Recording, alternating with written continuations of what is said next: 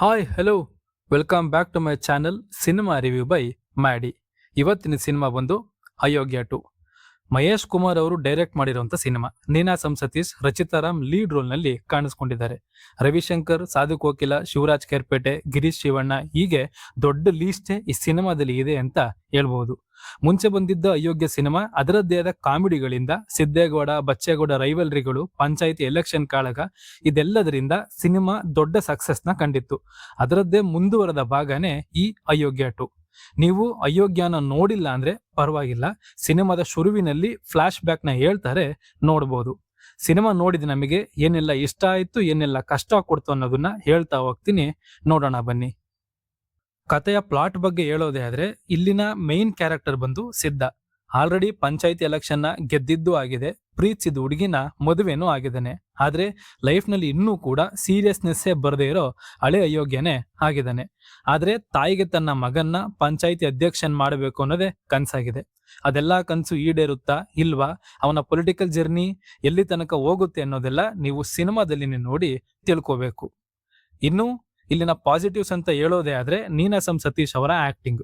ಮೂಲತಃ ಮಂಡ್ಯದವರೇ ಆಗಿರೋದ್ರಿಂದ ಲ್ಯಾಂಗ್ವೇಜ್ ನ ಮೇಲಿನ ಗ್ರಿಪ್ ಆಗಿರ್ಬೋದು, ಹಳ್ಳಿಯ ನೇಟಿವಿಟಿಗೆ ತಕ್ಕಂತೆ ಆ ಪಾತ್ರಕ್ಕೆ ತುಂಬಾ ಚೆನ್ನಾಗಿ ಶೂಟ್ ಆಗಿದ್ದಾರೆ ಅಂತಾನೆ ಹೇಳ್ಬಹುದು. ಇನ್ನು ರಚಿತಾರಾಮ್ ಅವರು ಕೂಡ ತುಂಬಾ ಚೆನ್ನಾಗಿ ಕಾಣಿಸ್ಕೊಂಡಿದ್ದಾರೆ. ಸ್ಕ್ರೀನ್ ಟೈಮ್ ಇರೋದು ತುಂಬಾ ಕಡಿಮೆ ಆದ್ರೂ ಬಂದು ಹೋಗುವಂತ ಸೀನ್ಗಳು ಸಿನಿಮಾಗೆ ವ್ಯಾಲ್ಯೂನ ಆಡ್ ಮಾಡುತ್ತೆ ಅಂತಾನೆ ಹೇಳ್ತೀನಿ. ಇನ್ನು ಇಲ್ಲಿನ ಕಾಮಿಡಿಗಳು ಎಲ್ಲೂ ಜಾಸ್ತಿ ಅನ್ನಿಸ್ತೆ ಆ ನೇಟಿವಿಟಿಗೆ ತಕ್ಕಂತೆ ಒಂದು ಒಳ್ಳೆ ಹ್ಯೂಮರಸ್ ಕಾಮಿಡಿನ ಇಟ್ಟಿದ್ದಾರೆ. ಕೆಲವೊಂದು ಕಡೆ ವಲ್ಗರ್ ಅಂತ ಅನ್ಸುತ್ತೆ, ಆದ್ರೂ ಅದೆಲ್ಲ ಇಲ್ಲಿ ವರ್ಕ್ ಆಯ್ತು ಅಂತ ಹೇಳ್ತೀನಿ. ಅಂಡ್ ಮಾಸ್ತಿ ಅವರ ರೈಟಿಂಗ್, ಈಗ ಆಲ್ರೆಡಿ ಅವರು ಏನು ಅನ್ನೋದನ್ನ ತುಂಬಾ ಸಾರಿ ಪ್ರೂವ್ ಮಾಡಿದ್ದಾರೆ. ಅದೇ ರೀತಿಯ ಪದ ಬಳಕೆ ಬಾಣ ಇಲ್ಲೂ ಕೂಡ ಇತ್ತು ಅಂತ ಹೇಳ್ತೀನಿ. ಗಾಡು ಫ್ರಾಡು, ಗುರು ಇವಾಗ ಆಟ ಶುರು, ಬಿಡಿ ಎಗ್ರೈಸು ಮಾಡಿ ಲೆಗ್ರೈಸು, ಬಾಯಲ್ ಬೀರು ಕಣ್ಣಲ್ಲಿ ನೀರು, ಹೀಗೆ ತುಂಬಾ ಸಾಲುಗಳು ಆಯಾ ಪಾತ್ರದ ಸನ್ನಿವೇಶಕ್ಕೆ ಒಂದು ಒಳ್ಳೆಯ ಎನರ್ಜಿನ ತುಂಬುತ್ತೆ ಅಂತಾನೆ ಹೇಳ್ತೀನಿ. ಇನ್ನು ಅರ್ಜುನ್ ಜನ್ಯ ಅವರ ಮ್ಯೂಸಿಕ್ ತುಂಬಾನೇ ಚೆನ್ನಾಗಿ ಮೂಡಿ ಬಂದಿದೆ. ಪ್ರತಿಯೊಂದು ಪಾತ್ರದ ಸನ್ನಿವೇಶಕ್ಕೆ ಬೇಕಾದಂತೆ ಬ್ಯಾಕ್ ಗ್ರೌಂಡ್ ಸ್ಕೋರ್ನ ಕೊಟ್ಟಿದ್ದಾರೆ. ಅಂಡ್ ಸಾಂಗ್ಗಳ ಬಗ್ಗೆ ಹೇಳೋದೇ ಆದ್ರೆ, ಅಯೋಗ್ಯ ಸಿನಿಮಾದ ಹಾಡುಗಳು ಎಲ್ಲವೂ ಹಿಟ್ ಆಗಿದ್ವು, ಒಳ್ಳೆ ರೀಚ್ ಕೂಡ ತಗೊಂಡಿದ್ವು. ಆದ್ರೆ ಇಲ್ಲಿನ ಸಾಂಗ್ಸ್ ಅಷ್ಟೊಂದು ಹೈಪ್ನ ಕ್ರಿಯೇಟ್ ಮಾಡಿಲ್ಲ.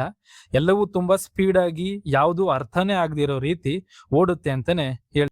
ಇನ್ನು ಸಿನಿಮಾದಲ್ಲಿ ಬರುವ ಕ್ಯಾಮಿಯೋ ರೋಲ್ಗಳು ಅಷ್ಟೊಂದು ಇಂಟೆನ್ಸಿಟಿನ ಕ್ರಿಯೇಟ್ ಮಾಡಲಿಲ್ಲ, ಅಷ್ಟೊಂದು ವರ್ಕ್ ಆಗ್ಲಿಲ್ಲ ಅಂತ ಅನ್ನಿಸ್ತು.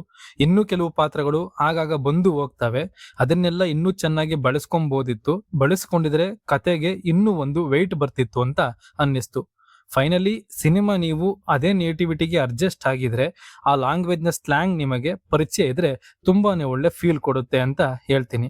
ಅದನ್ ಬಿಟ್ರೆ ಫಸ್ಟ್ ಹಾಫ್ ಅಲ್ಲಿ ಪಾತ್ರಗಳಿಗೆ ಕೂಡ ಬಿಲ್ಡಪ್ ಆಗಿರ್ಬೋದು, ಆ ಫೈಟ್ಸ್ ಗಳಿರ್ಬೋದು, ಎಲ್ಲವೂ ಸ್ವಲ್ಪ ಬೋರ್ ಹೊಡಿಸುತ್ತೆ. ಆದ್ರೆ ಅದನ್ನ ಸೆಕೆಂಡ್ ಹಾಫ್ ನಲ್ಲಿ ನೀಟಾಗಿ ಕ್ಯಾರಿ ಮಾಡಿದ್ದಾರೆ, ಎಂಗೇಜಿಂಗ್ ಆಗಿ ಇಟ್ಟಿರ್ತಾರೆ ಅಂತ ಹೇಳ್ತೀನಿ. Overall cinema good to watch ಅಂತ ಹೇಳೋದಕ್ಕೆ ಇಷ್ಟಪಡ್ತೀನಿ. ಎಲ್ಲರೂ ಕನ್ನಡ ಸಿನಿಮಾನ ಥಿಯೇಟರ್ ಅಲ್ಲೇ ಹೋಗಿ ನೋಡಿ ಅಂತ ಕೇಳ್ಕೊತೀನಿ. ವಿಡಿಯೋ ಇಷ್ಟ ಆಗಿದ್ರೆ ದಯವಿಟ್ಟು ಲೈಕ್ ಮಾಡಿ, ಸಬ್ಸ್ಕ್ರೈಬ್ ಮಾಡಿ ಅಂತ ಕೇಳ್ಕೊತೀನಿ. ಆಸ್ ಯೂಶುವಲ್ ಮತ್ತೆ ಭೇಟಿ ಆಗೋಣ.